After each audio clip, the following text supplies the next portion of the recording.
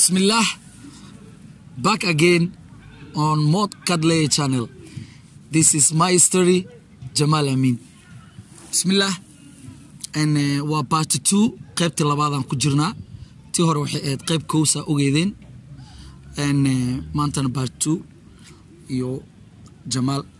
Marka ugu horeyso magacayga waa taqaaniin, haddana waan idinku celinaa Jamal Amiin Ali, former player Elman and national team Somalia. Born Markadey, grew up Markadey, professional Mogadishu, legend in South Africa. And maanta waxaan ka hadlaynaa in oday hadda waxaan ahayo retire garoobay, fan u ciyaaraya nolosha ee maanta South Africa ka hadlaa. Inshallah inta kalena oo dib baan u sii taabanaa. South Africa waxaan imid 2009 ka dhamaadkiisa, intaan imaaday Cape Town aan imid. Wili markaa fit baan ahaa, nin diyaarsan baan ahaa, saan Elman ugu soo tagiyo ahaa. Horta nasiib waxaan u yeeshay South Africa markaan imaaday baan waxaan nasiib u yeeshay inaan arko World Cup live ah iyo ciyaartooy badan ee aan mar walba dhala ka daawan jiray oo ku hamin jiray baan arkay, masha Allah. Midda xigta South Africa markaan imid nin professionkiisa hor u sii wadanayo baan ahaa. Waxaan rabay inaan playernimadeeda aan hor u sii wato, inkastoo meeshaan hadda aad aan loogu qiimeynin. dhowr jeer baan apply gareeyay, isku dayay, laakiin South Africa kubadda sida loogu maxiiseen, codsi badan waan dhiibtay. Masha Allah, markaan codsi badan sameeyay Cape Town intaan joogay way ii suurgeli weysay, waxaan usoo wareegtay Eastern Cape PE gaar ahaan Utnik. xaqiiqatan waxaa waaye anigoo location ku jira oo professionkeyga bedeshtay oo iska rajo dhigay oo location ku jira baan maalin ciyaar saaxiibtinimo meel ku ciyaarnay dhalinyaro oo xaafadda ila degan oo ay arkay inaan balooni ka saaya. maalinta meesha ciyaaray kadib baa koox i qaadatay. kooxda magaceeda waxaa la dhahaa All City Stars baan waxaan u ciyaarayay hal sano iyo something baan u ciyaarayay. koob baan u qaadnay, koob baan wada qaadnay. koox kale baa haddana isi qaadatay oo iyadana magaceeda la yiraahdo Rangers baan. masha Allah, horta dabciyanba South Africaanka waxay aaminsan yihiin sideedaba Soomaalida inayna balooni ciyaarin, aysan aqoonin. Before 5 minutes ka hore adiga waxba nooma haystaan, laakiin once aad tusto garoonka aad gasho, aad tusto waxaa tahay waxa waaye way ku ayidayaan, wayna ku ciseynayaan, kama fariisanaysid. taasaa kaliftay in koox baka koox heer to heer in la ii qaato. maalintii ugu horeysa aan baashaalkan anaa tuugtamayay, balooni aan baleejeynayay, anigaa tuugtamayay inaan ciyaaro. laakiin after 5 minutes oo ay dhacday inaan baloonigaas la baleejeeyo aan la ciyaaro baa waxaa kaliftay in ma aragta koox badan meesha la iga qaatay. All Stars ay qaadatay, All Star City, then haddana waxa ay qaadatay after that markaan hal horyaal u ciyaaray, haddana koox ka tayo fiican oo ka awood fiican baa ay qaadatay Rangers la lahaya FC. iyadana laba koob baan la ciyaaray, inkastoo wax ku guuleysanin koob aan u qaadin. waxaa iga qaadatay koox heerka Serie C ciyaareysa oo magaceeda la yiraahdo Vodacom Delays, oo heerka maanta Serie C Delays ay qaadatay. kooxdaasi baan ilaa muddo la ciyaaray oo koob baan la qaaday oo horyaal ah. rajadeena waxay ahayd MTN Cup bay ahayd, astaghfirullah, MTN Cup bay ciyaareysay oo ka darajo hooseysa Vodacom ka sareeya. haddii aan qualify gareyn lahayn Vodacom ka baa waxaan noqon lahaa ciyaartooy professional ah oo ay ma aragtaa mushahar qaadanay baan noqon lahaa. kooxdaas aan u ciyaarayay aad bayna u fiicneed, laakiin inkastoo aan South Africa inta badan balooniga laga qiimeynin, xaaladda markaan qiimeeyey wax badan aan usoo dheelay baa waxay ka liftay inaan ka rajo dhigo, aan isaga istaago, because of garoomada lagu ciyaarayay iyo waqtiyada la ciyaaraya ma ahan waqti aan annaga u qalanno. taasaa igu kaliftay inaan iska kuwid gareeyo kooxahaas waaweynka. wallaahi waa run, South Africa waa meel horta iska dhib badan oo arinteeda ay aad u adag tahay, inkastoo shaqadeennuna ay tahay annaga shaqo oo dukaan iyo location iyo meel la dhahaya. laakiin haddana dadkan markaad aad u dhex gasho dad saa u xun ma ahan meel walbana bani aadankan dad xun way ku jiraan dad fiican way ku jiraan inkastoo waxa waaye iyada xumaantooda iska badan yihiin waxa dhacday ma aaminsana horta saan idin sheegay Bologna Soomaaliya Bologna taqaan ma aaminsana laakiin markayna barteen kadib maalin baa waxa dhacday meel Motherwell la dhaay ninkii yaqaano oo South Africa kamid ah oo aad u xun locationkeeda baa boob ka dhacayo iyo dilal ka dhacay booliiska inta waxay yaqaaniin annaga inaan Bologna ciyaarno youthnig ahaan hadda koor iyagaan la tartanay wayna arkeen awoodeena dhalinyaro aan meeshan ku wada oo koox ah baa jirtay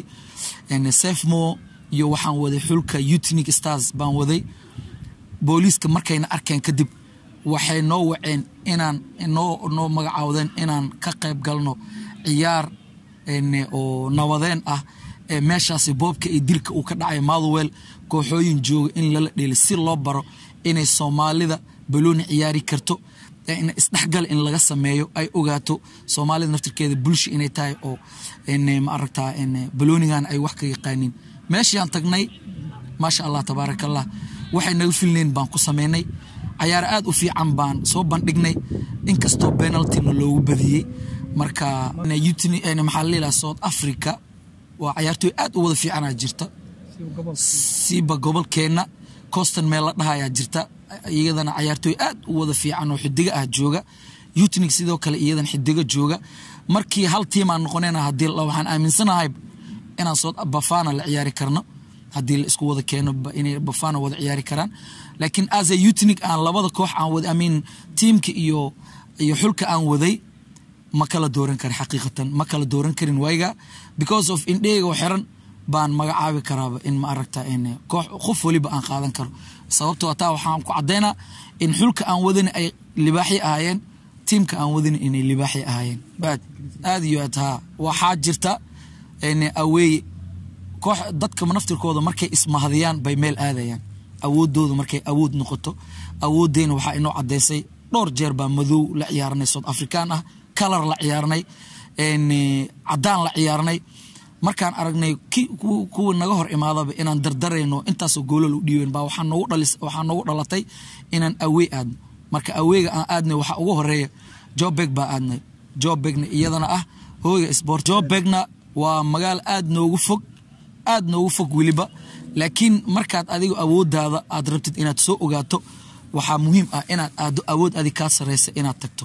marka Joburg oo hooyga sportiska ah oo laacibiin qaran ay joogan oo aad u fiican baan awoodeen isku soo tijaabinay ma sha Allah waliba anagoo burbursan aan waqti haynin jactad ku tagnay xaqiiqatan meesha wixii aan kaga la soo kulanay reer Joburg ilaa iyo hadda way ogyiin 2-1 baan kaga soo badinay 2-1 awood sheegasha ah baan gurigooda ugu soo badinay goolkan inaan lugteedu ku dhaliyaha koob baan ka soo qaadnay si fiican way noo soo dhaweeyeen qar Allah siiyo iyagana markooda way noo imaadeen inkastoo sida wanaagsan ay noo soo dhaweeyeen aan u soo dhaweeyeen sababtoo ah si anagoo kala daadsan bay noo imaadeen haddana sida ay tahay iyagana waan ka sii badinay waxa malaynaa inaan ugu badinay 5 gool miya iyo wax inaan ugu badinay mar saddexaad baan tagnay haddana oo iyaga aan u tagnay iyagoo haddana isku habaysan waxay ku dhamaatay draw 1-1 bay ku dhamaatay penalty noo soo badiyeen aadnay East London ma sha Allah iyadana waxa way ciyaartoy aad u wanaagsan baa joogta runtii ciyaar aad u wanaagsan la soo bandhigay laba koox isku awood sheegatay baan ahayn inkastoo aan ka soo badinay waxaan kaloo aadnay East London ka soo waxaan kaloo aadnay George iyadana aweeyo fara badan baan South Africa dhexdeed ku aadnay George iyadana ah meel Cape Town u dhow magaal aad u weyn oo ciyaartoy fiican ay joogan George iyadana waan ka soo guuleysanay inta xataa way imaadeen waan ka guuleysanay marka guushi waa wax meel iska yaala laakiin awood ahaan markaan ka hadlo youthnig iyo Amiin Eastern Cape markaan ka hadlo waxa way koox aad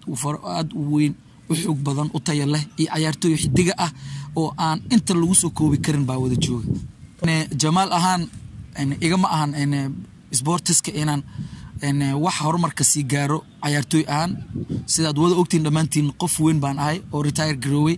waan jeclahay waxaan jecel baan ugu dhex jira ilmahan waxaan u ahay way arag baan u ahay waan ogaay maanta nin oo oday ah oo weyn inaan ahay laakiin ilmahan way aragnimo ugu dhex jira meel waliban way aragnimo kama maqna marka way aragnimaan ugu dhex jira inta yaro aan dheerahay way aragnimada aan dheerahay iyo xirfadaha aan dheerahay baa waxaan jeclahay xidigaha soo koraya oo aan nasiibka u yeeshay inaan aniga naftirkeyga ka mid noqdo la ciyaara oo iyagana ay nasiib u yeesheen inay la ciyaaraan baa waxaan jeclahay inaan uga faa'iideeyo inta yare aan dheerahay aniga dhalinyarada aan wadana waa dhalinyaro aad u wanaagsan tayo leh mustaqbal fiicanna leh inkastoo shakhsi kaliya aan ahay laakiin haddii ay waqti helaan I believe inay waxa waaye talaabo sareys ay gaari karaan dhammaan ugu dambeyn inta i fiirsato inta i daawato iyo inta aan i daawanin waan wada salaamaya waxaan ka soo bilaabaa magaaladeeda Marko ciyaartooy badan baan la soo ciyaaray legend badan baa jira dad badan oo ku tayasho leh baa aan soo wada maray dhammaan ma wada salaami kari waa raali aanaysan laakiin min jamac reer Marka caday waxaan salaantu ugu hibeynaya mas'uul ugu dhiga laacib aan iga dhicin oo na lagu magacaabay kool iyo yog markaan Marka caday joogay oo waayigi aan kooxda ku soo baxay dhalinyarada xulka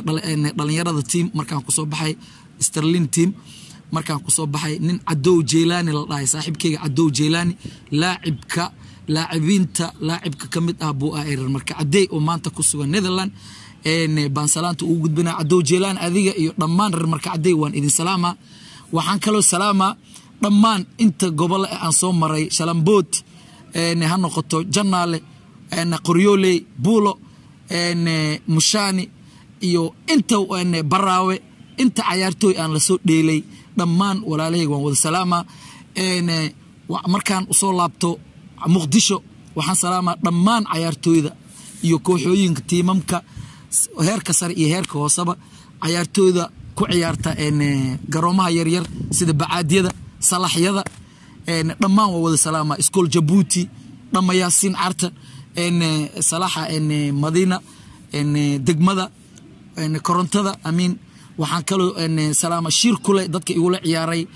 salaxa stadium Muqdisho dadka igu la ciyaaray bacaadiyada dadka igu la ciyaaray dhammaan waa wada salaama waxaan kaloo salaama inta magaala ee aan tagay Baydhabo maxal ilaa Wanlaweyn maxal ilaa qasax dheer Dinsoor ma idin soo koobi kara Allah idin badi afgooye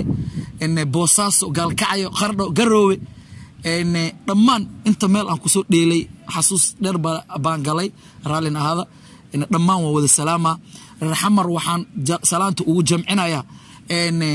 maxal ilaa yu aliyan idin kugu jamciyay waxaan si gaar u salaama taageero qaaso oo saaxiib igala dhigtaa jira Xasan Mataan waan ku salaama saaxiibkeyga Cabdalla adigana waan ku salaama Mahad Garmaandi waan ku salaama Koyla waan ku salaama iyo dhammaan reer iskool Jabuuti eelay maxal ilaa Cabdalla kulli waa salaamantiin dhammaantiin waa idin salaama reer South Africana dhammaan waa wada salaama qaasatan salaanta waxaan ugu dhiibaa madaxa u ah laacibka weyn ee aan marna iga dhicin ee aan ku ham weynaay mar walba ninkaas amal aan dadka ugu tago Cabdifataax Kaka iyo odayga magaalada Tom iyo maxal ilaha Mudu iyo asxaabta kala soo raacda dhamaantiin waa idin salaama Joburgna waxaan ka salaama salaan ugu fara laacibiinto dhan waa wada salaama waxaan salaantaas ugu sii dara Asad Rijaal adaa igaga mas'uul ah salaanta Joburg dhan Asad Rijaal aan xilka u saaray iyo dhammaan Yurub Mareykan inta joogta adduun weynaha meel walba aad kala joogtiin asxaabteeda waa idin wada salaama waxaana idinka codsanayaa channelkan Mokadley channel subscribe-ka yaan laga ilaabin free waaye walaalka aan horumarino qofka walaal ah in la horumariyo muhiimsan aan horumarino subscribe like share intaasbo Jamal ahaan madaxayga iyo channelkan madaxiisa kor inaad u qaadaan insha Allah taala intaan iyo in ka badan oo ka muhiimsan waad iga arki doontaan shakhsi walbana waxaan leeyahay waan idin jeclahay